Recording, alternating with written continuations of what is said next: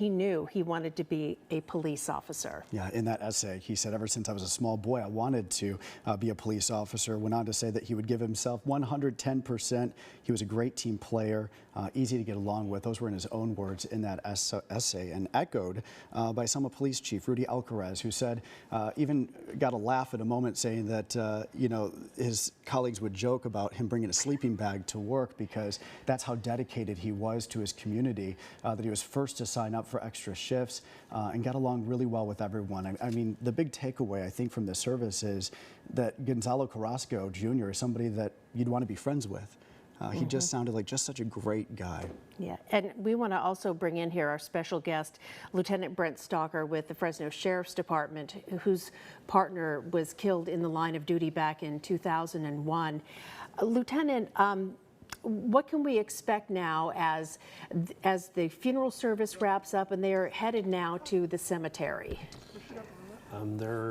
There's going to be a long procession to the cemetery, and we are going to see a lot of patrol cars and a lot of lights and a lot of support from Fresno out to Reedley.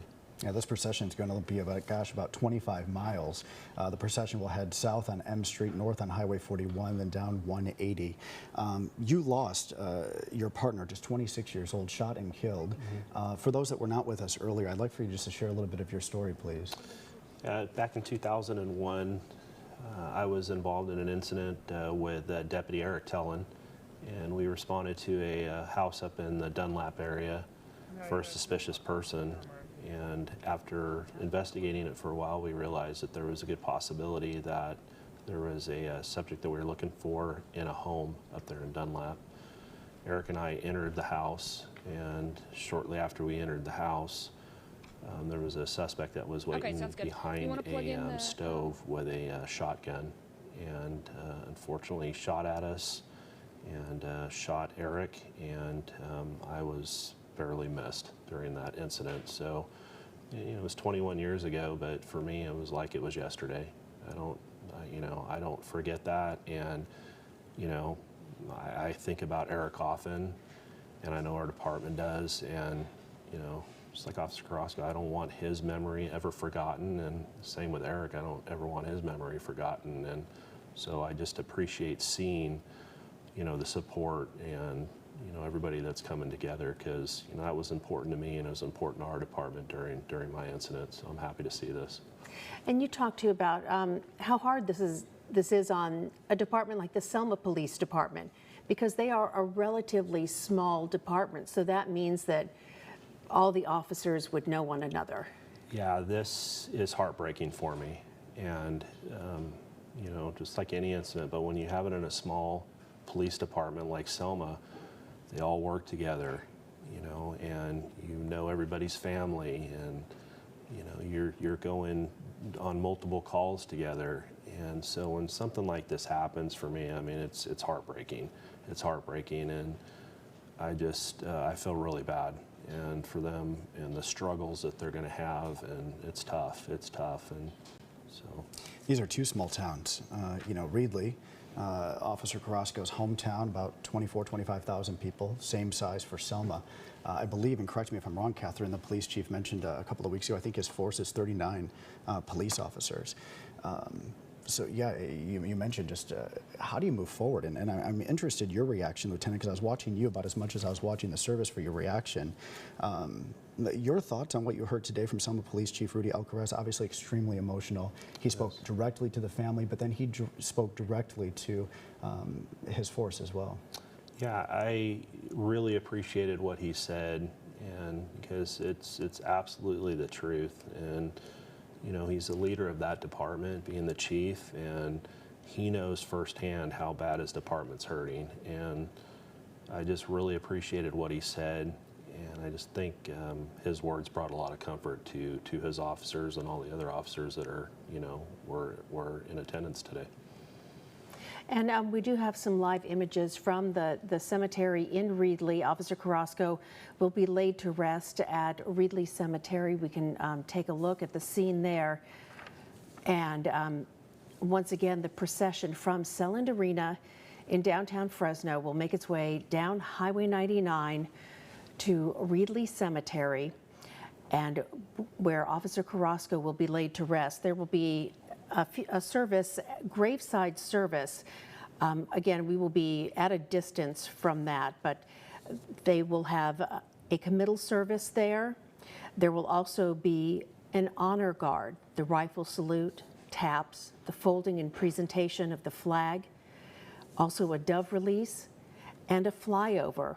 We understand that there are helicopters from the different agencies that will do a flyover at Reedley Cemetery as they prepare to lay Officer Carrasco to rest at Reedley Cemetery, his hometown, where he grew up and graduated from high school in Reedley. We have reporters that are scattered across the valley. We'll be checking in with them. Our CBS 47's Medeiros Babb, she is live downtown outside of Selland Arena. Also, our Ben Morris is on Reedley. He will be covering the procession as it goes by. And then Juanita Adame is at Reedley Cemetery for us as well. Lieutenant, I understand that you served on the Honor Guard for 10 years. Yes. Have been at these graveside services for a very long time. You've attended many of them. Yes. Very emotional, that as well. It's very emotional, and it's hard because, again, we all know that something like this could happen to any one of us, and you know, we do what we can to try to make it through. But you know, showing our respect, and for me, you know, it was an important part of my career to be part of the Honor Guard, because I just feel so, you know, this is just very, it's important. And so, yeah, it's, did it for a long time, and I really appreciated that opportunity, and it's tough to see that multiple times. Mm-hmm. And we have our Medeiros Babb, who is live in downtown Fresno at Selland Arena, where the funeral service has just wrapped up. Let's see if we can check in now with Medeiros Babb. Medeiros, what is the sense that you're getting? You talked about it just being very quiet, very somber prior to the service. Can you describe the scene for us now? Live in downtown Fresno at Selland Arena. And we want to bring back in Lieutenant Brent Stalker with the Fresno Sheriff's Office, whose partner was killed in the line of duty 21 years ago. And Lieutenant, one of the things that we heard from multiple speakers today was acknowledging the law enforcement that was in attendance, also thanking law enforcement, saying law enforcement has faced a lot of criticism lately. This is an example of the sacrifice that law enforcement makes every day. What are some of the challenges that you are still serving in active duty law enforcement? What are some of the challenges that you're facing? You know, a lot of things have changed since when I started in law enforcement. You know, I've been in it, you know, almost 30 years now, and so it's changed quite a bit. And there's a lot of things now that really scare me about what law enforcement is dealing with. And you know, I see a lot more violence now, a lot more, you know, officers being challenged on, you know, things that we may not have seen a long time ago. And so it's concerning to me. But with that perspective, it's also so nice to see the support of our community like we're seeing today. And for us that, you know, are in this profession, and we know it's tough, and it's just so nice to see, you know, the community getting together, our leaders getting together and supporting us, because that's what helps us get through things like this. Yeah, we were talking earlier off camera about growing up in a different time, and, Yes. and you saw law enforcement almost differently. There was a level of respect. Yes. And almost a disrespect. You mentioned being challenged more now than what we saw 20, 30 years ago. Absolutely. I mean, when I was a kid and, you know, I saw a police officer, I just, you know, nobody had to tell me. I just, that respect was there. It was the uniform. It was the way the officer carried themselves. And, you know, it was just a noble thing for me to see as a kid. And I still feel that way, you know, but we don't see that all the time in our profession, where, you know, sometimes we don't get that respect, or, you know, or we get challenged, or, you know, the calls are more difficult than they used to be. So, yeah, things are definitely changing, and it's scary. And we also talked about training, and you had mentioned earlier that there are certain situations that, of course, you train for, and there are other situations like what had happened to your partner, what happened to Officer Carrasco, that just you really can't train for. I mean, you can't train for just opening your patrol car and then getting shot several times. That's absolutely correct. I mean, the hard thing about our profession is, you never know. And we all think, even now, I'll get in a patrol car and I'm thinking, if I go to a call, is it my turn? Is this going to be, the incident that something happens to me? And I know that's not uncommon. We all think that way because of everything that's happening, and it's scary, but we still have a job to do, and we carry on and we get through it, and just like what we're seeing today, I mean, people, it's a sad thing, but we carry on.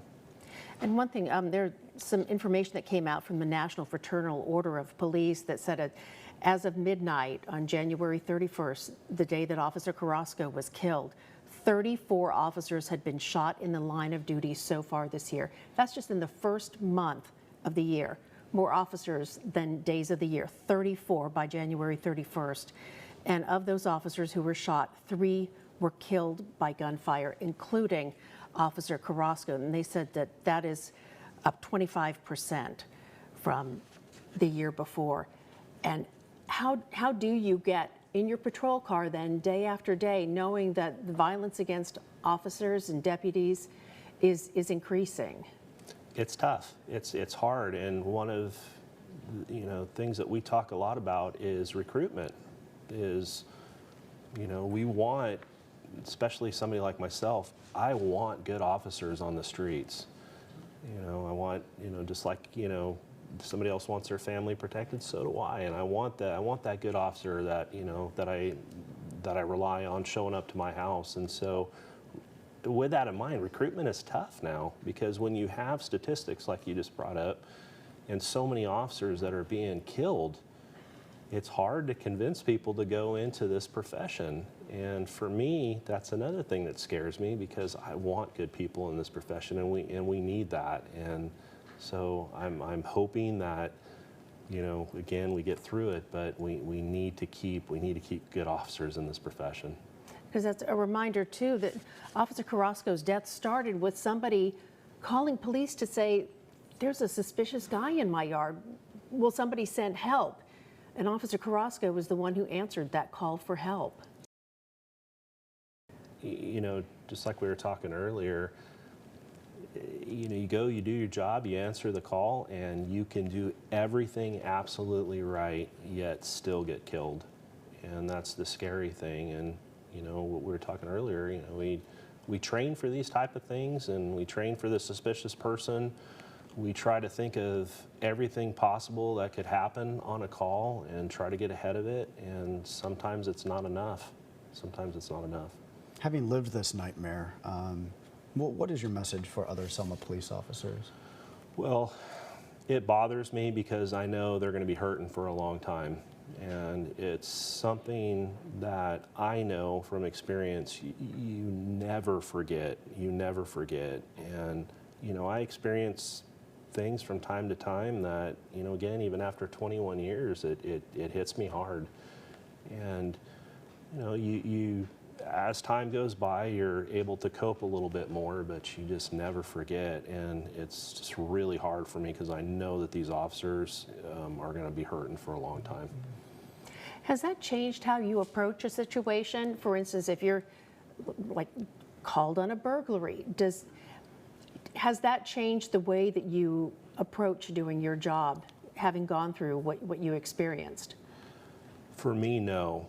I was very lucky in that, to where, I was able to cope and I was able to continue on. But that's not the case for everybody. Some people that have experienced what I've experienced, it's a career ender for them. And, I know for me, I was lucky. I had a supportive family and a supportive wife, and that's what helped me get through it. And, I don't know, I was fortunate enough to be able to cope with it and be able to continue on in my career. But it wasn't easy, and it's still not easy. But when I go to a burglary call, I have to think back of how many burglary calls that I've been on where it was okay, and it wasn't as traumatic as that one call. And for whatever reason, that helps me. And so, But it's tough. It's tough. And as you can see on your screen, this is a live picture of the motorcade as it gets ready to depart. This is just outside of Selland Arena, downtown Fresno.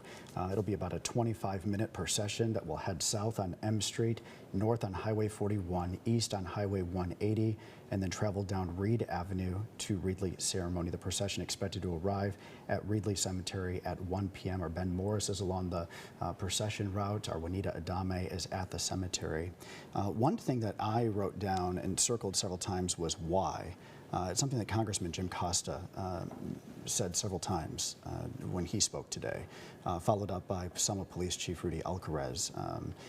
As far as we just have no idea what was in the mind of this 23-year-old, this young man. What was he up to that day? Mm-hmm. What was he going to do? And as the chief had mentioned, you know, Officer Carrasco just stepping in, possibly preventing harm. The why is something that we all are thinking today. Yes. and may never have an answer to. That's absolutely correct, and we do the same thing. When we hear of something like this happen, and even when I heard of this happening, I asked the same question. You know, why did this happen? Why did that person want to shoot a police officer? You know, what causes that? And it's just, and just like you said, we'll probably never know that.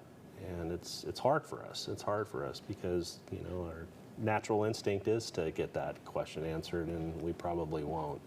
And unfortunately, there's a lot of incidences in law enforcement where we ask why. And again, too, it makes it even more tragic that Officer Carrasco was an expectant father, and his chief and his cousin had told us too that Officer Carrasco had purchased a car seat, had assembled a crib. His mother had hand knitted a police uniform for baby Gonzalo. He will be named after his father. And how excited Officer Carrasco was to be a father. That just makes this even more heartbreaking. Again, Officer Carrasco, only 24 years old, yes. A baby on the way. Yes, it's just devastating. I mean, it's, you know, anytime any law enforcement officer, you know, gets killed, but when you have one that's so young and, you know, and child on the way, it's devastating. It's devastating. I just feel horrible for his family. And our live coverage continues here this afternoon. We want to check in now with CBS 47's Ben Morris. He is live along Reed Avenue. This is part of where the procession will approach as they make their way to the cemetery. So Ben, it looks like there's a patriotic setting back there behind you. All right, our CBS 47's Ben Morris live for us on Reed Avenue in Reedley. Of course, that is Officer Carrasco's hometown, a big showing of support there. And we saw also this week that students at Reedley College have wrapped blue ribbons, blue representing law enforcement, wrapped those blue ribbons around trees along the processional route that is ready to make its way from downtown Fresno to Reedley Cemetery, where a ceremony will be held as Officer Carrasco is laid to rest. And you are seeing their pictures live on your screen. The procession, all the law enforcement officers who were inside the funeral, out in their patrol cars getting ready for this procession. They will take part in this as it goes from Fresno to Reedley. And that is where we find our CBS 47's Medeiros Babb. She is live outside of Selland Arena, where that procession is about to begin. Mm-hmm. Right, that's our Medeiros Babb in downtown Fresno. As you see, the procession is lined up to escort Officer Carrasco to his final resting place. Law enforcement was at the funeral at Selland Arena. They will head to Reedley Cemetery now. And I'm going to ask Lieutenant Stalker to weigh in as well as we continue to look at this live picture. Do you think that there is such a large turnout because of the stresses that law enforcement has been under lately? Do you think that there's added importance to show support for fellow departments throughout the state and throughout the region? I really do. I think in general, people realize that it's a really tough profession.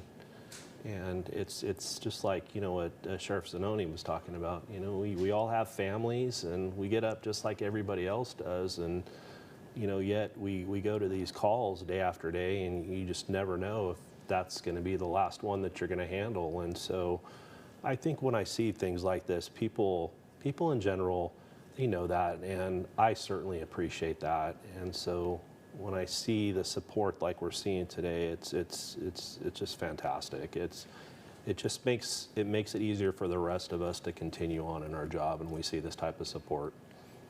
Lieutenant, you have been part of a procession like this before. Talk to us about what this moment means. This will be, you know, it'll take about a half hour at least to get to Reedley Cemetery. Talk to us about the motions behind this and just the importance of seeing the support as you're in this procession. You have the American Legion riders, Patriot riders lining the streets. You have college students today. You have families. You'll have kids. Talk to us about the importance of this ceremonial part of today. It's extremely important, and one of the things for me when I'm involved in something like this is just to look around and see all of the different units from all over the place, because we don't see that. You know, we're used to working in our department, and so when we have something like this, and you just have people from, you know, officers from all over the state that come, and you see the patrol cars, and it just, again, it reminds you of the family that we're part of. But what, for me, when I've been involved in these type of processions, what's really honoring is as this procession goes, you'll see people standing on the side of the street, and, you know, they'll, with the signs thanking us, and, you know, I don't think people realize just how nice and important that is to see that, because, you know, when we have something like this happen, and then you have, you know, a family on the side of the road with a sign up, that means a lot to us. And so for me, when I'm involved in this and I see that, it's emotional. It's hard to see that, but it's so nice to just see the families and the community and everybody just coming together and just thanking us. And that's what makes, for me, a big part of us to be able to continue on in our profession, to see that. And one thing that the Selma chief mentioned too was that he thanked the Fresno Sheriff, Fresno Police, and Clovis Police for staying with Officer Carrasco to make sure that he was never alone. Yes. Can you explain to us what that entails? Well, you know, after an officer's been killed, it's very important for us to stand guard, until the funeral service. And so, you know, and that means 24 hours a day. We'll stand guard to make sure, you know, just like you said, that he's not alone.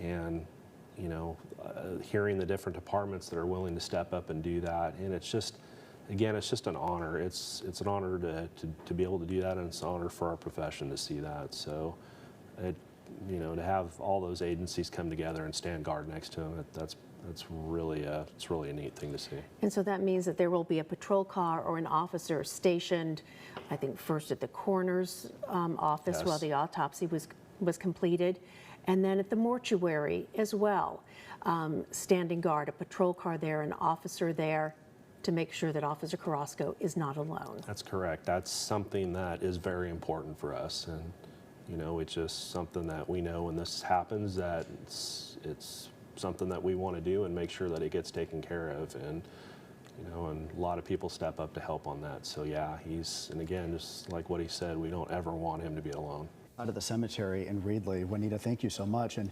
there at the cemetery, there'll be a graveside service this afternoon that will include a rifle salute, taps, folding and presentation of the flag, as well as an allied agency's flyover.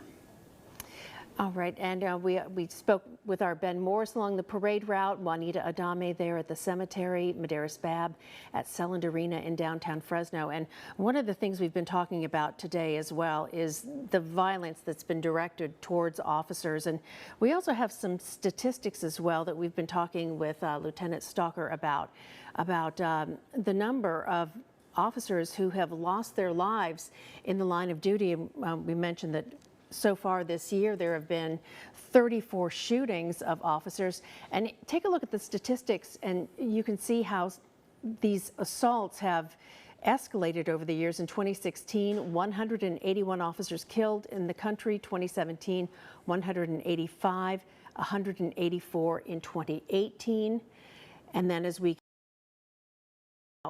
this has gone up for 2019, 149, 2020, 372, more than double the amount. And in 2021, 472 officers killed in the line of duty. And these are really sobering statistics. And within the law enforcement community, Lieutenant, how much discussion is there of this, if any? There's a lot. The statistics are concerning. And, it's, again, you never know when your time's up. And for us, when we see these statistics and we see how many officers are getting killed, it's scary. It's scary. And so I know for me, when I see that, it bothers me because I keep waiting for the statistics to go back down. And I'm hoping that, as a society, as a community, we can, find out why this is happening, come up with solutions, and help fix this. Because again, we need good people in law enforcement. And when we see statistics like this, it's tough. It's tough. And, I have a part with the new recruits and the academy and the training. And, when I go in there and I talk to them, it's tough now because you have to tell them there's a good possibility that, one of you in this class could be killed in the line of duty. And it's a hard thing to talk about, but we're definitely talking about it more, unfortunately. And if you're just joining us here this afternoon, we have been in special live team coverage since 9:30 this morning, honoring the life of Officer Gonzalo Carrasco. A funeral service happening inside Selland Arena, downtown Fresno, lasted about 1 hour, 40 minutes. We heard today from Fresno County Sheriff John Zanoni, as well as Congressman Jim Costa, Selma Police Chief Rudy Alcarez, as well as a family member. The first time we have heard from a family member since this tragedy 16 days ago, Julio Martinez, a cousin. And the live pictures that you're seeing now is of this procession, this motorcade that is now departing from Selland Arena, downtown Fresno, headed toward Reedley Cemetery. And again, in all of this, we heard from Officer Carrasco's cousin talking about just what this has meant to the family. And that's one thing I think a lot of people don't think about is that behind each badge, each uniform, there's a mom and dad, often a spouse, a wife and a husband, and children. And the hardship that his family and the heartbreak that they're going through right now, what kind of support is there for the families who go through something like this? There's a lot. And, initially, the whole department wants to come together and help because we know how hard that is on the family. I mean, it's hard on the officers, and you look at the family and you can't even imagine what they're going through. And so, not only, Selma, but all of us will get together, and the family will never be forgotten. I mean, it's, unfortunately, we have to carry on, but we will always remember. And so the support, I see a lot of just overwhelming support, which is fantastic because that's what you need in something like this. And I think that's going to continue for a long time. There were some notes that I took and then just circled around, and one that I really hit on was when Selma Police Chief Rudy Alcarez spoke and said, we must stand strong. This is when he was speaking to his police force. We must stand strong, move forward, and with courage and determination. He believes in us, and we believed in him. So emotional to hear from the police chief today. And your heart just breaks for him, and it breaks for the police force, 39 members serving on the Selma Police Force. It is going to be very difficult in the days to come. There's been a lot of support over the past 16 days. There always is, right? Yes. When you lose a family member, people are bringing over food, and people are calling and checking in on you, and there's all that. Flowers are being delivered. It's overwhelming. You feel numb. Yes. Right? We were talking earlier. You lost your dad when you were in high school. I lost my mom in high school. Remember that numbness that you feel for a long time, weeks. And then it's almost like nobody calls. Nobody checks in anymore. It is important that we continue to support, especially the Selma Police Department, especially when we see them. What can we do as community members? When we see a Selma police officer, even a Reedley police officer, or any member of law enforcement in the coming days, buy them a lunch, buy them a coffee, say something to them, right? I mean, that makes a world of difference in these healing weeks. Absolutely. As I travel around the county in my job, it's so nice just to have somebody from the community that just out of the blue just comes up and says thank you, and that just, I don't think they realize how much that means to us. And so, I know the community in Selma is very supportive, and just the thank yous, and, not much else needs to be said. Just thank you for what you do. And that statement alone helps us move on. And I know in Selma it's going to be the same way. If somebody in Selma sees an officer, just say thank you. And because like you were talking earlier, the hard part is after the funeral, and the officers and things start to calm down and quiet down.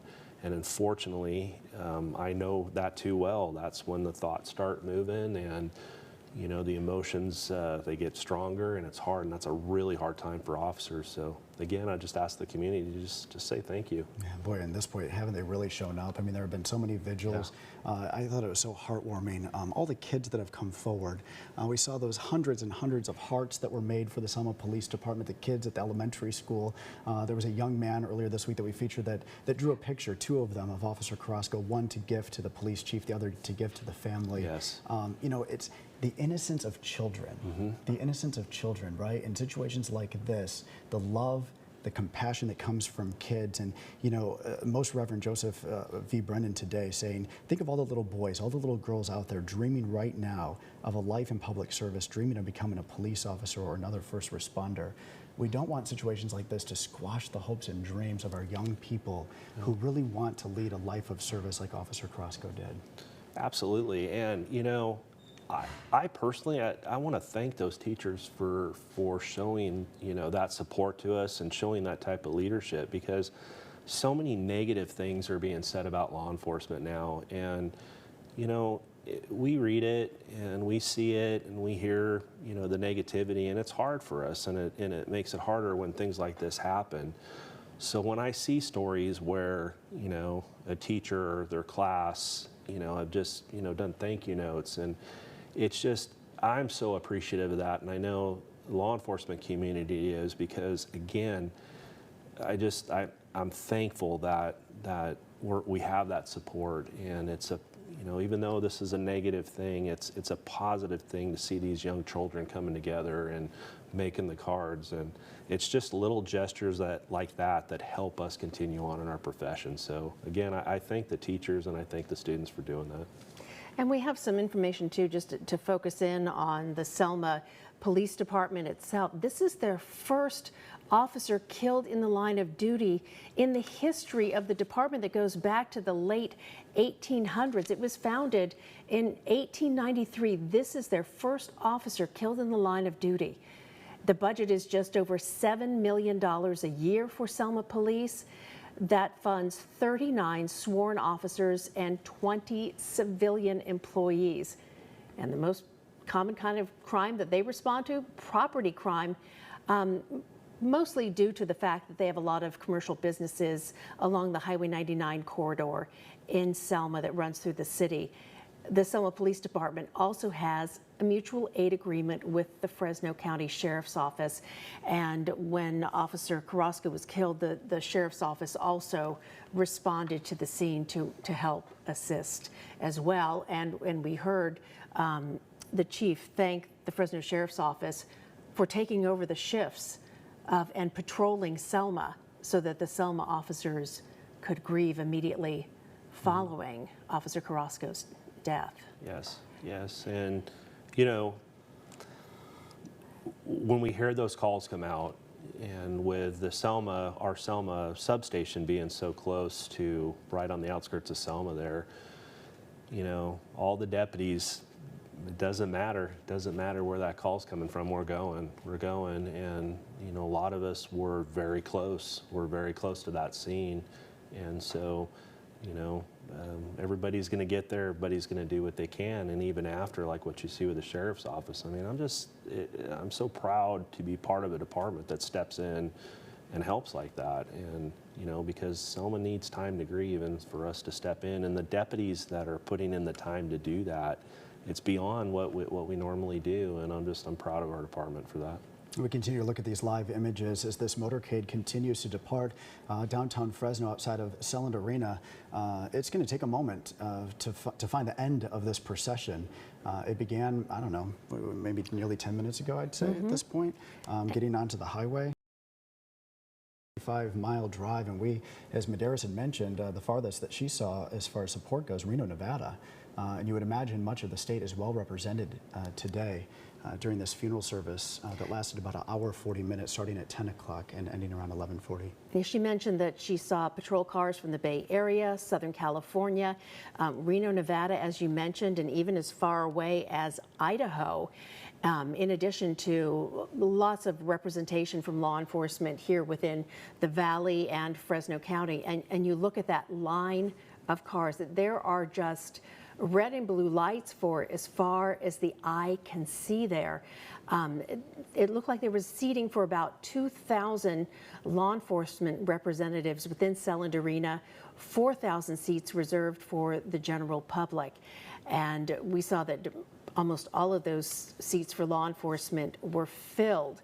And so we expect to see quite a long line of cars escorting Officer Carrasco to his final resting place. Just an amazing show of support from law enforcement throughout the western region. His final resting place, Reedley Cemetery, of course, born and raised in Reedley, a town of about 25,000 people. Selma too, 25,000 people, the community that he served so well for 2 years.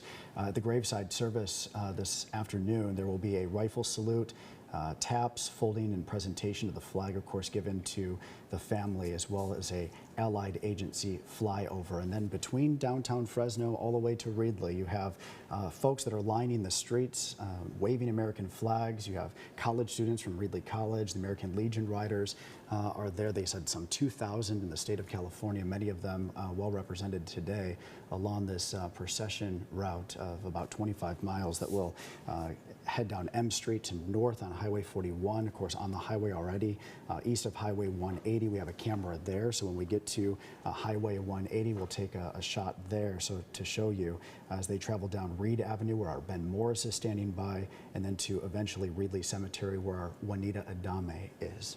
And also, we'd mentioned this earlier, and I want to reiterate, one thing that Officer Carrasco's family had requested today was that they not appear on camera. They want to be able to grieve privately out of the sight of the cameras.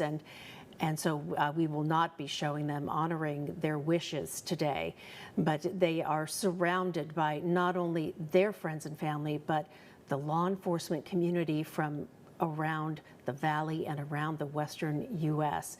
And again, the procession making its way from downtown Fresno now to Reedley Cemetery. There are a lot of road closures along the route, again, to allow this procession to go unimpeded, and to also allow the safety for those who want to line the route to do so that they can pay their respects as Officer Carrasco passes by on the way to the final resting place. And if you're just joining us, our special guest that has been with us since the beginning of our coverage at 9:30, Lieutenant Stalker, is with us with the Fresno County Sheriff's Office, been on the force for 28 years, lost his partner shot and killed 21 years ago.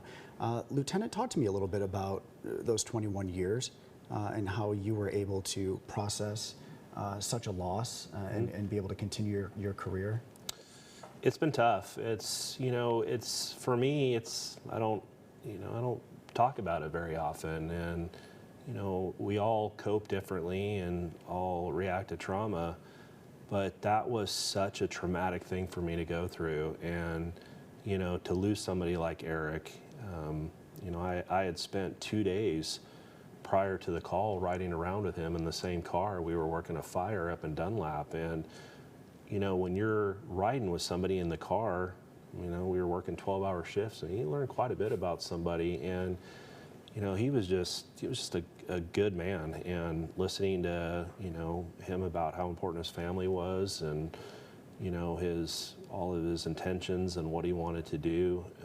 I was just, I was honored to be able to have that time with him prior. And, those moments when, talking with each other, those are things that I think about from time to time. And for me, it's even though it happened 21 years ago, I mean, I could be at the grocery store, I could be, on a trip out with the family, and all of a sudden I'll think of Eric, or I'll think about that incident we were involved in. And I can't explain why, it just pops in, and I just, again, I consider myself lucky that I was able to continue on, because sometimes people can't. It's hard because the guilt, the guilt is so overwhelming at times, because you ask yourself, well, why him and not me? And, I think people struggle a lot with that, and I know that I did, and, but, with a good support system, family, wife that understood, this was tough for me, and, I really appreciated that about her, and she helped me get through it, and and I just even though I think about it a lot, it's something that I try to deal with every day. Yeah, your partner just 26 years old Yes. at the time. And now here you are training the next generation of deputies. Yeah. You are in charge, a lieutenant in charge of the training unit. Yeah, it's and I'm that's another thing. I'm just honored to be able to do that, and I love training, and I love this profession, and so I'm honored to be able to help and train our new generation from coming in. And when you've been doing this as long as I have, you got a lot of experience, and my goal is to pass that on. Yeah. Where we continue our live team coverage downtown Fresno. CBS 47's Medeiros Babb is standing by outside of Selland Arena downtown Fresno, and we can see we're waiting for the end of the procession, Medeiros, and we can still see behind you that we still have a long way to go, don't we? As Medeiros mentioned, there are a lot of people who are grieving the communities of Selma that Officer Carrasco served, and also his hometown of Reedley. And we have some live pictures of Reed Avenue. The procession is headed that way. And here is a live look. You can see that people have lined the streets. The streets lined with flags as well. Students at Reedley College have tied blue ribbons along trees along the route here. Blue, representative of the thin blue line that represents law enforcement. Yeah, and look at all the American flags too. You have two small towns, small communities really joining forces and coming together and showing so much support over the past 16 days. You have, again, Reedley, a town of 25,000 people. Selma, the exact same size, 25,000 people. And boy, when you have something as tragic as this, the showing of support that we've seen over the past couple of weeks has really touched so many hearts. From young people to older people to people that are within these departments, from coaches, from people that went to school with Officer Carrasco. We've heard from so many people over the past 2 weeks that have really felt the tremendous impact of such a tragedy. And Medeiros did such a great job earlier of explaining, how we got here, and this tragedy happening 16 days ago when Officer Carrasco was shot and killed. And again, if you are traveling along this route between Reedley and Fresno, this is going down Highway 41 to Highway 180. There are road closures in that area. So do be aware of that. It is because of the funeral procession that is happening right now from Fresno to Reedley Cemetery. We have CBS 47's Juanita Adame live at Reedley Cemetery, but we are first going to check in with CBS 47's Ben Morris, who is along Reed Avenue at this moment. Ben. Eyewitness News, I'm Ben Morris. Hey, Ben, while we have you, I'm just curious, we've been kind of chatting with Medeiros. Yes. As you know, she's outside of Selland Arena. We've seen the tail end of that procession now leave downtown Fresno, so you should be seeing it there soon on Reed Avenue. You're doing a fantastic job with the folks there during your live interviews. I'm just kind of curious as to what you're hearing from the folks that maybe don't want to go on camera this afternoon, as you've been there for a couple of hours now. What are the emotions there outside Reedley College and some of the things that you're hearing? Ben, thank you so much. And the procession is getting closer to Reedley now. We want to take a live look. This is from Highway 180 at Indianola. And you can see that massive procession there, all of the lights, as officers from around really this region, from not only around the state, but as far away as Nevada and Idaho, all part of this procession to say farewell today to Officer Carrasco and honor him. And they are escorting his casket to his final resting place at Reedley Cemetery. You are looking live at Highway 180 near Sanger. This is Highway 180 and Indianola. First starting off with the motorcycle units, followed by some patrol cars and the hearse carrying Officer Carrasco. His family also close behind, and then surrounded by law enforcement from around the region. It has been such an amazing show of support. Those who have turned out to offer their condolences, showing their respect for Officer Carrasco for the sacrifice that he made while protecting and serving his community. This long line of patrol cars. The procession led off with the patrol units from the Selma Police Department, his home department. He grew up in Reedley, that is where he will be buried, served the communities of Reedley and Selma, a sworn officer for the city of Selma at the time of his death. He had served the department for 2 years. Prior to that, he had been a non-paid, a volunteer reserve officer for the Selma Police Department. And before that, was an explorer, part of the explorer program for the Reedley Police Department until he, as his chief said, until he aged out at that point. And something that we learned today from Selma Police Chief Rudy Alcaraz during the funeral service that began at 10 o'clock, lasted about an hour, 40 minutes, is that his dad worked security for a time and that Officer Carrasco wanted to follow in his father's footsteps. We also learned today, of course, the family extremely private, and we certainly have respected that as much as we can today, of course, not wanting to be seen on camera during the funeral service or during the graveside service. But we also learned today his girlfriend is a sworn officer as well.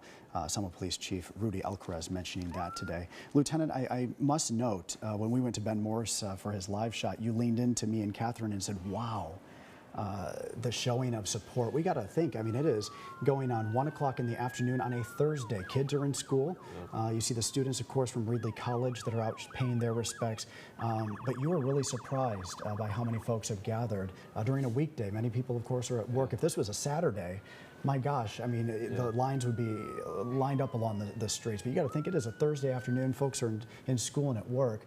You're really surprised by how many people are showing their support. I really am. I mean, I am and I'm not. But it's when I see pictures and I see all the people out there, you know, it's just, again, it's so awesome. I mean, and it's emotional for me because it's, you know, I've been through this and I've unfortunately been to a lot of funerals, and it's just, I don't think people realize how important it is for us to see this support. And so when I see the families and I see the young students out there and, you know, thanking law enforcement, and again, we hear so much negative things. And so for me, it's emotional, and I appreciate the fact that people have taken time out, you know, on a Thursday just to come out and say thank you. So yeah, it's really cool. Yeah, and for those that are just joining us, you served in the Honor Guard for 10 years, attended more of these than I'm sure you ever wanted to. Talk to us a little bit about the graveside service on the other side of this procession to end at Reedley Cemetery. What will unfold there? Well, one, you see how many cars that are coming, and that's going to be challenging. It's challenging, but again, what an awesome showing. You know, and the honor guards will be out there and, you know, showing the support, the folding of the flag, which is, again, it's a tough one to see. That's a tough one to see. And, you know, you'd mentioned the flyover from the helicopters, and that's neat to see that. And it's just, you know, it's just little things like that. And so there's going to be a lot going on, but there's going to be a lot of people coming into that cemetery. Yeah, and you have bagpipes, you have taps, all of that too. Yeah. Yes. And you have Officer Carrasco's family is in this procession. And Yes. so they will get to see the community support of these people who have lined the streets.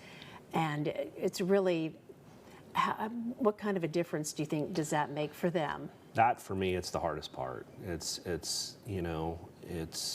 family. It's just you can't even begin to understand the pain that they're going through. And So, you know, it's hard for me to see that, and I've seen that a lot. And so, you know, I know for the family, I've said this, you know, a lot. It's just to have somebody standing out there, you know, thanking him for what he did and what he sacrificed. I think, you know, it's, you know, as little, you know, as that is, but it brings a lot of comfort to the family. And so I'm hoping that when the family sees that and sees the support that we're seeing, I'm hoping it brings some comfort to them. I think that's been the hardest part of today, hasn't it? I mean, the loss of life at 24 years old. And then you have this baby on the way named after his dad. His name will be Gonzalo Maximus Carrasco when he's born.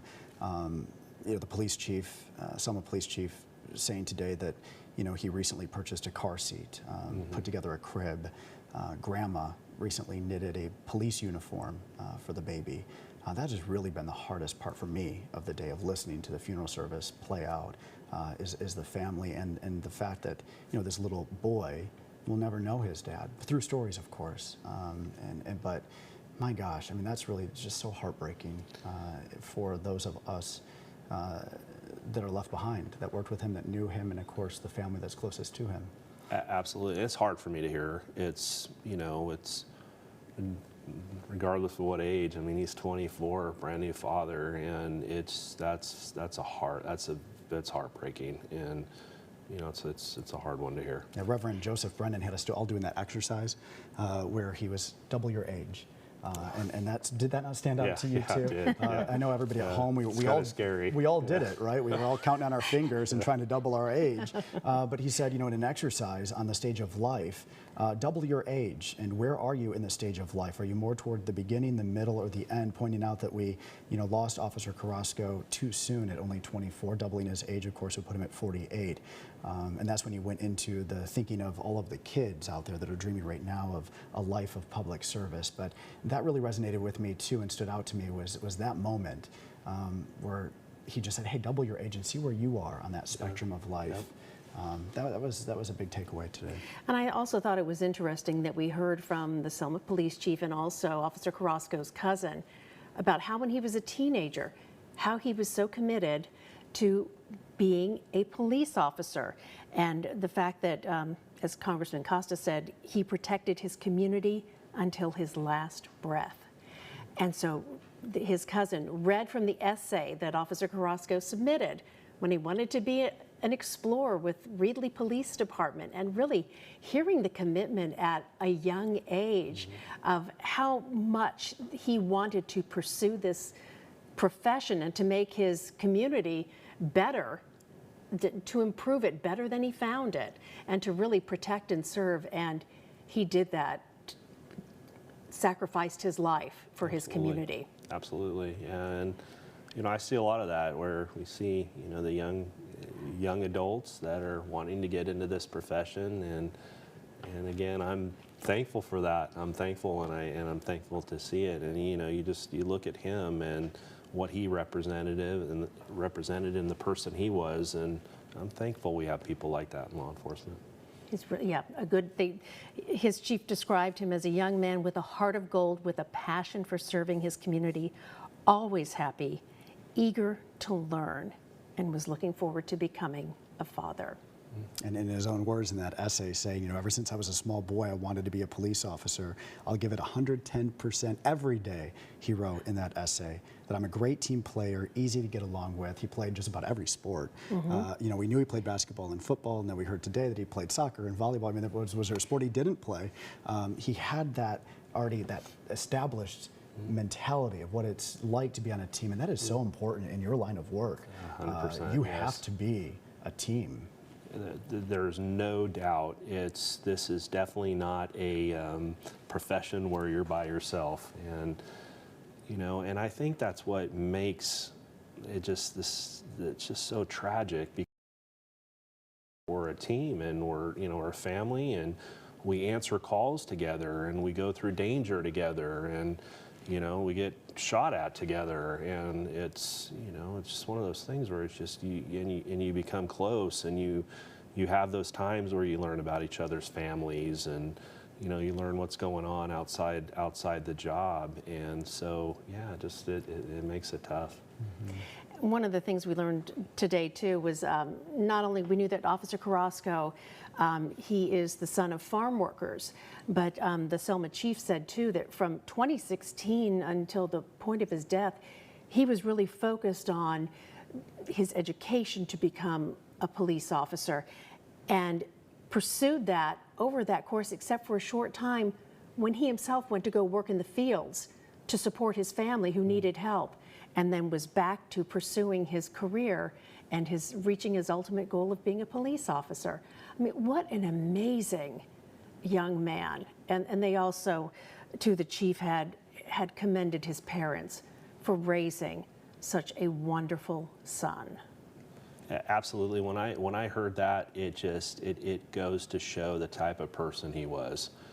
You know, to put his desire on hold for a little bit to go help his family. I mean, when I heard that's exactly the type of officer I want working next to me. And you just never know in your line of work. You know, our general manager was in here earlier during the service, said he had a family member that was a police officer, never touched his gun his whole career. Yeah. Never had to. Yes. So you just don't know. And here you have a small town, right? I mean, first officer to die in the line of duty at Selma Police Department, only 39 police officers on this force, small town of 25,000 people. That very well could have happened within this force where some officers never have to use their weapon. And that is a very good point. It's, you know, I've handled thousands of calls in my career where I never even came close to having to pull my weapon. And you know, I'm thankful for that. And that, I think a majority of us are in that situation. And, you know, but every once in a while you'll get that where, you know, you have to, you know, go beyond what you normally would on a regular call. But yeah, I think, you know, the majority of it, that's what happens in our career. And, you know, and that's what we hope for. You know, I want to be able to peacefully bring something, you know, a situation and resolve it peacefully, and all of us want to do that. Nobody wants to have to use their weapon, and so yeah, and I just think a majority of us, we go through our career, and that's how it is. And you want to be able to go home safely to your family. Absolutely. At the end of the day. Absolutely. And your sheriff, John Zanoni, had said, you answer a call, you put your life on the line at a moment's notice. That is the reality of working in law enforcement, and which is terrifying. It or is. Sobering. I'll put it that, sobering. It is, and that, yeah, that's a very powerful statement because it's absolutely the truth. And you know, you never know. I mean, majority of the calls we handle through communication, and we're able to peacefully bring them under control. But every once in a while, you get the ones that you can't, or you know, unfortunately, like this situation. I mean, he just did everything right. It just, unfortunately, that's what happened. You're taking a live look at the motorcade as it's headed to Ridley Cemetery. This is a live look along Highway 180 near Sanger. This is a tough day. It's an emotional day, beautiful service, and an important day. And Lieutenant, you know, aside from the tragedy of it, and aside from how difficult this is of a day, and has been for 16 of them now, what is your hope that comes out of a tragedy like this? And as we advance and look forward, what is your hope? My hope is that people understand how difficult our profession is, and you know, give us the support that we need. And my hope is that we can continue, you know, recruiting good officers, ones with good communication skills, ones that care about their community, you know, ones that want to do the right thing, because there's so many of us out there that are like that. You know, it's, again, you know, every profession, it has you know, the bad apples, and you know, we can't get away from that. But there's so many of us that you know, care so much about our community and what we do, and handling the calls, you know, as best as we can, and having that trust from the community and us that we're going to do the right thing. And I know for me that's very important. And so I hope that, you know, through these, people, you know, look at us different, you know, not so much in a negative light, but in a positive light, that, you know, 99.9% of us want to do the right thing, and we want to handle things right, and we want the community to trust us. And So my hope is that that continues, and the support continues, and the people just realize that the tough part of our job, and I'm hoping also that we see the statistics start coming down. Yeah. And once again, you were looking live at this picture along Highway 180. The graveside service still to come for Officer Carrasco. We expect there to be a service at the graveside, a rifle salute, the playing of taps, a folding and presentation of the flag to Officer Carrasco's family. And we understand that there will be a helicopter flyover. We were told earlier 6 helicopters from local law enforcement agencies will fly over the service today. And again, this is just a massive procession that we have seen. This has been going on now for coming close to, I think, 25 minutes or so, as the procession makes its way from Selland Arena and the funeral service in downtown Fresno to Reedley Cemetery. And if you're just joining us, Medeiros really laid out earlier how we got to this point, this tragedy unfolding on January 31st when someone called 911 to report a suspicious person. And when Officer Carrasco got there, he got out of his patrol car, and that was when he was shot several times. It happened, in fact, so quickly that police say he didn't even have time to return fire. The suspect ran off, was quickly arrested, identified as a 23-year-old from Selma. We are not mentioning him by name today. Today is all about Officer Gonzalo Carrasco, but that 23-year-old had a long criminal history, was out on probation, is charged with murder, held without bail right now in the Fresno County Jail. He is expected in court again on February 23rd. Ironically, that is 1 week from today. That is next Thursday, where he is expected to plead not guilty. And we're going to turn now to the Reedley Cemetery. CBS 47's Juanita Adame is live there for us, where this procession is making its way. Juanita, are you seeing folks who are gathered near the cemetery? In effect until, I believe, around 3 this afternoon, to give some time for the service and for the departures from the cemetery. Thank you so much, Juanita Adame, live for us at Reedley Cemetery. And Reed Avenue, as we know, that's where Ben Morris is, lined right now on both sides of the street. A lot of students from Reedley College showing their support. And speaking of community support, we've really seen it over the past couple of weeks. So many people gathered last night at St. Joseph's Catholic Church in Selma for a mass that was held last night at 6 o'clock. And a week after this tragedy happened, there was the initial gathering there at St. Joseph's Catholic Church. A prayer service was held there in Spanish. It was a packed house with folks showing up there to pay their respects. And a local pastor spoke there, and I made a note of it. It was Joe Alvarez, and he said, "We're just 25,000 residents, but when somebody needs help, we always show up, and that's just something beautiful." Not all these people come to this church, but they came to unite themselves and support our great city and our great officers. And our CBS 47's Medeiros Babb is live at Selland Arena, where the funeral service was held at 10 this morning. It's been about 3 hours now. And she joins us now live with the scene down there. Medeiros. Stronger together, Brian and Catherine. So you've been there outside of Selland Arena all morning and through this afternoon. During the service, it lasted about an hour, 40 minutes. We heard from Fresno County Sheriff John Zanoni, Congressman Jim Costa, of course, Selma Police Chief Rudy Alcarez, and then a family member, Julio Martinez. Catherine and I have been speaking a lot about what stood out to us during that emotional service. I know you were able to watch the service as well. I'm curious as to what really stood out to you during that 1 hour, 40-minute service. I will tell you. Thank you so much, our Medeiros Babb, for us live in downtown Fresno. And speaking of the Selma Police Chief, Rudy Alcarez, in describing Officer Carrasco, he said he gave his life to protect others. That is a selfless act of courage. The Selma chief also spoke to Officer Carrasco's family and his department. He also said right after that, we cannot give up and be proud of what the badge stands for. An incredible moment there during the service today. And that's really what we've heard a lot about today. And with us is Lieutenant Stalker, Brent Stalker with the Fresno Sheriff's Office. And Lieutenant, I mean, we are getting, I think, more insight in this service today about what it is to be a law enforcement officer and what it is to be the family of a law enforcement officer and the support. You have mentioned your wife several times, and really how critical a role she has played in you continuing to be able to pursue your career. What does the family of a law enforcement officer go through? A lot, a lot. You know, not only are they faced with, you know, the danger of the job, but, you know, the hours that we work.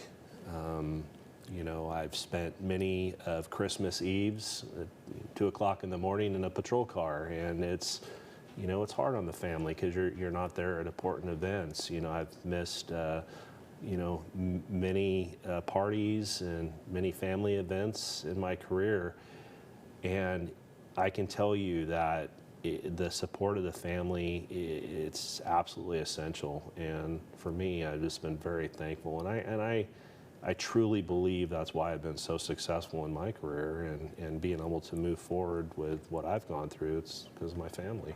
And for those of you who are just joining us, Lieutenant Stalker lost his partner 21 years ago. He was just 26 years old. His name was Eric. Rhett Rodriguez, one of our reporters, is watching our coverage from home right now, says that he knows a member of Eric's family that is watching right now. This has been emotional for you today. As you know that one of Eric's family members has been watching this coverage, how does that make you feel? And what's your message to them this afternoon? It's tough, and I want them to know that I think about them often. It's tough. It's tough, and you know, family is.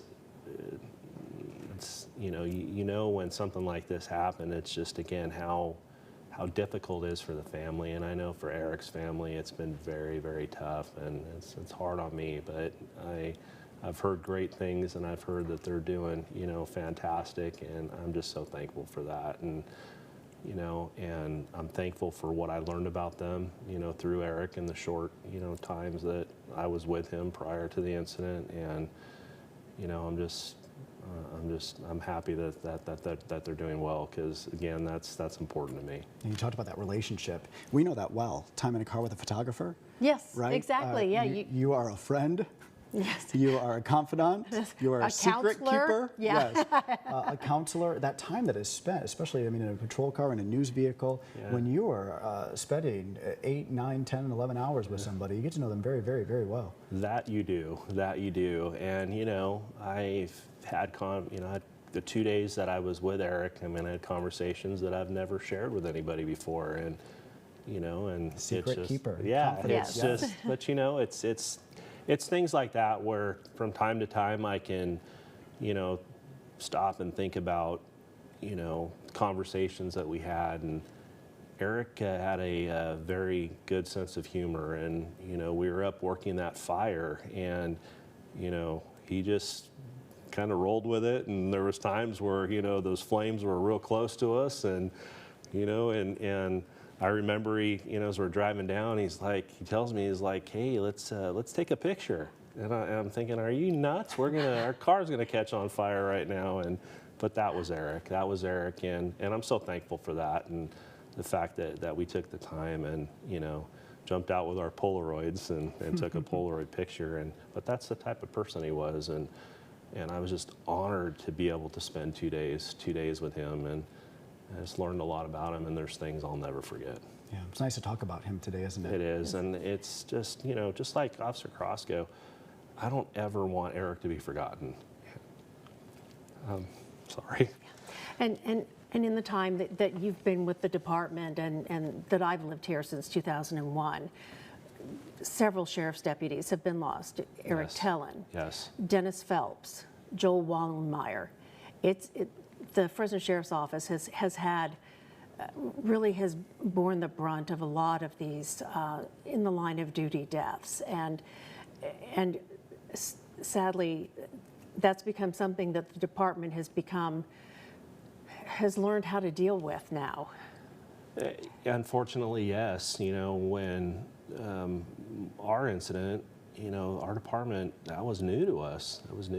And you know, we'd never had that happen before.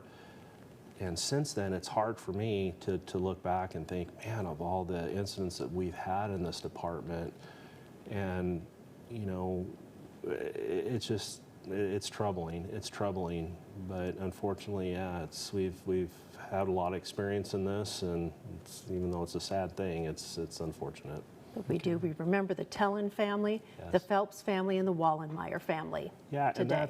and I ask people that, always, if it's just reading their name on our memorial wall, that's what I want. And for Eric and for all of the deputies that we've lost, and for the officer, 5-10 years from now, just take some time and remember that person. And for me, that's again for Eric, I don't ever want him forgotten, because that's what this is about. And so I'm hoping for Officer Carrasco the same thing. Taking a live look now at the motorcade as it arrives in Reedley, outside of the Reedley Cemetery, where Officer Carrasco will be laid to rest. This is the front end of that procession that, my goodness, more than a half hour, hasn't it been? If not longer, that this procession has made its way through the streets from downtown Fresno to Reedley. This is a miles-long procession of police motorcycles, patrol cars, Officer Carrasco's family, and really from downtown Fresno, coming down the 41 to Highway 180, now arriving on Reed Avenue. You see the American flags there held by the Patriot Riders. There are blue ribbons tied along the trees along that route. Students from Reedley College, students from Emmanuel School, and members of the community have lined up along Reed Avenue to greet Officer Carrasco as he makes his way to his final resting place at the Reedley Cemetery today. Born and raised in Reedley, a son of Reedley, served with the Reedley Explorers before he became a full-time officer with the Selma Police Department. What an incredible image there of support with the American flags. You have the street lined, of course, with palm trees, the mountains in the back. And just the showing of support as all of these law enforcement officers have come up single file. We saw them leave. They were kind of row by row, and now single file. It's going to take a moment for them to file into Reedley Cemetery, but once there, we do expect that there will be the bagpipes playing. Juanita had mentioned earlier, she is there, that they were practicing it earlier. There will also be a dove release, a rifle salute, the playing of taps, which is always emotional, isn't it? The folding and presentation of the flag, which will be given to Officer Carrasco's family, as well as a flyover that will take place at Reedley Cemetery, as well as Officer Gonzalo Carrasco is laid to rest. And one of the things that Officer Carrasco's cousin had said during the funeral service was that it's comforting to the family to know that they are not alone in their grief, and they are really seeing a demonstration of that today. Not only law enforcement from around the western region, but members of the community there, as you can see, lining the street to pay tribute to Officer Carrasco as he and his family pass by on this afternoon. Lieutenant, again, just kind of walk us through the emotions of this. We were talking earlier about you being involved in many of these processions. Of course, this one 25 miles long, it has taken about, I'd say, at least 45 minutes from start to finish here for the lead vehicle. To be part of this, again, to see the support of those that have gathered along the streets, but also, driving your patrol vehicle into the cemetery. That's an emotional moment, I would imagine. It's very much so, and when you get closer to the cemetery, it gets harder and harder.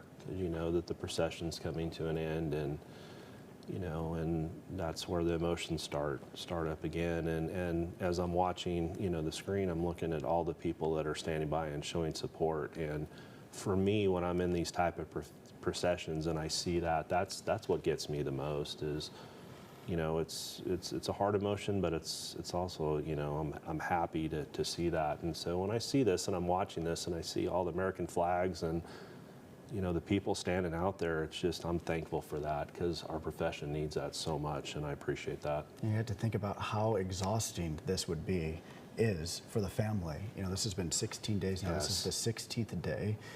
The emotions of planning something on a magnitude of this scale. Yes. Boy, hats off to the Fresno County Sheriff's Office, for Fresno Police Department, for really coming together to plan such a massive ceremony. Some 6,000 people were expected to gather today, which is incredible. But then last night, of course, you had a public viewing followed by a mass that took place. So again, you have the family there.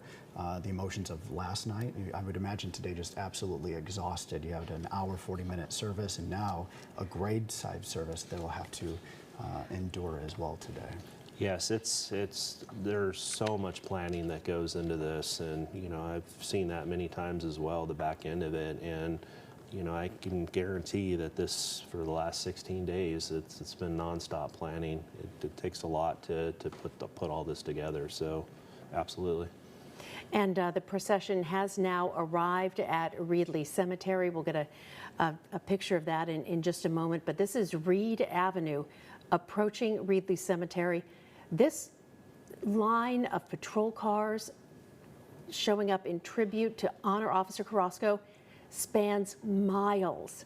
It goes for miles from Reed Avenue to Highway 180. So many officers taking part in this service to buoy up and show their support to Officer Carrasco and the communities of Selma and Reedley, really to show their support and the appreciation of the sacrifice that Officer Carrasco has made to protect his community. You've got members of the community there, again, lining the route along Reed Avenue as the procession makes its way to Reedley Cemetery for the commitment service. And Juanita Adame is there to our control room. When Juanita is ready, we'd love to check in with her at the cemetery.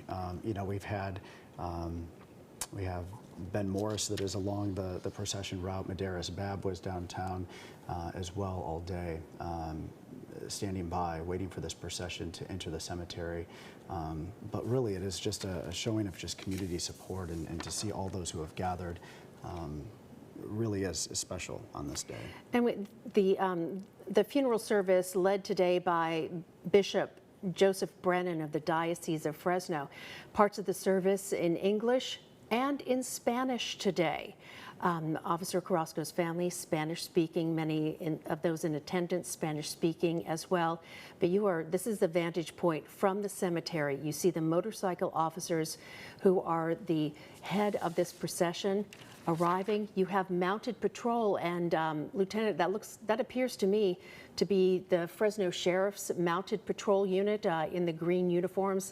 That's just a guess on my part, but it appears but the Sheriff's Office does have a mounted patrol unit, and it looks like they have joined the procession as it reaches and approaches Reedley Cemetery. So again, we have officers on motorcycle, patrol car, and now on horseback, joining this remembrance and honor for Officer Carrasco.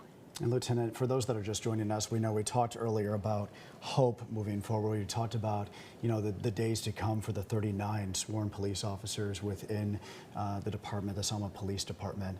For those that are just joining us here at 1:30, we've been in continuous coverage since 9:30 this morning. For those folks that are new, that are kind of coming and going throughout this coverage this morning through this afternoon, I just want your take again on just how important it is self-care for the Selma Police Department and how those folks move forward through this. The emotions, adrenaline probably have carried them through the past 16 days up to this point. It's going to be a long haul here into the weeks, into the months to come, and as you've shown today, years to come. Absolutely, and I think one of the things that that has helped me through my career is we in law enforcement we handle bad call after bad call, but there's one thing we have to take a step back is there are so many good people in our community, and we don't always see the good people in our community because of the calls that we're handling. But again, when I see this, it just brings hope to me that that our profession it has the support, and it just means so much to us. And I know for Selma, again, the simple things. If you see an officer, just tell them thank you. I mean, it's simple as that, because when I'm out and about and somebody comes up and thanks me, it's just, they have no idea what that does for me and what that does for the other officers. And so I would just ask that, and just, you know, really to help us heal is to show us support. Show us support. It was interesting earlier you talked about recruitment. I moved here from Tulsa, Oklahoma. We had a sergeant, Sergeant Craig Johnson, shot and killed in the line of duty. And when it came to recruitment after that tragedy, you know, in my mind, I'm thinking, well, who wants to be a police officer after something so tragic and so scary? I could not believe how many people stepped up and said, I want to serve. Recruitment was through the roof after that tragedy. What has been your experience over the years when something like this happens? Many find a call of service and really feel ignited to join and to want to be part of something of this magnitude. I agree, and I'm thankful for that. I'm thankful for that because, like I was saying earlier, we need really good people in this profession, and when I see good people that want to step up and do this, I'm thankful for that because somebody has to, you know, step in after I'm done, step in after the next deputy's done, after the next officer's done, and so, you know, I just am so thankful that we have people that are willing to do that, and I hope that continues. Because we do need law enforcement in the community when something happens and we need help. We need someone to be there when we call. Yeah, and you know, we all hope that, you know, I mean, it would be great to live in a society where we don't need law enforcement. I mean, we'd all love that, but it's not the reality of it, and you know, and so yes, we you know, I know even with my family, I mean, if we got to call 911, I want somebody to come, and I know everybody feels that way, and so, you know, I'm happy that you know, that again, that we have people that are still willing to do that. You know, we need more Officer Carrascos, don't we? Yes, we do. That literally, from little boy, followed his dreams all the way through. The Explorer program said, this is what I want to do, was the first to sign up, said he'll give 110%, and has been there serving the folks of Selma for the past couple of years. He is absolutely what we need. And you know, you learn about his family, and you learn about his just hard desire to succeed. Those are the officers that we need, and you know, he's just a perfect example of you know, just the good officer, and so I'm hoping to see many more of him. Yeah, as we wrap up our coverage here this afternoon, such a big thank you to the family for letting us be part of this today, for inviting us to be there at Selland Arena. It was their wish. It was them allowing us to be a part of this today and to share this with you and to share the Officer Carrasco's sacrifice with you today. And Lieutenant, we cannot thank you enough from your experience, for sharing your tragedy with us today, and your expertise in the Honor Guard, and your years of service, 10 years at the Honor Guard, and the loss of your partner. For being here today really means a lot to us. Well, and I thank Channel 47 for this fantastic coverage, because without you guys, you know, we wouldn't be seeing this, and I appreciate the work that went into this. You and I have known each other for 21 years now. We met through the loss of your partner. Yes. And yes. I want to thank you for that. Well, thank you. Thank you for remembering. All right, we will have continued coverage, of course, starting on Eyewitness News at 4 o'clock. We thank you for joining us for this continuing coverage since 9:30 this morning, and we will see you this afternoon at 4.